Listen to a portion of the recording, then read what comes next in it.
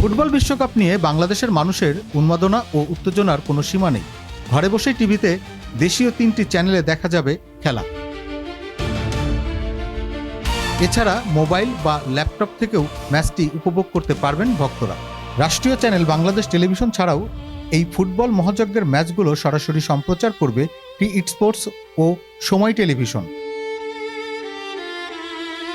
ফুটবলের সর্বোচ্চ নিয়ন্ত্রক সংস্থা ফিফার কাছ থেকে সম্প্রচার স্বত্ব কিনেছে তারা।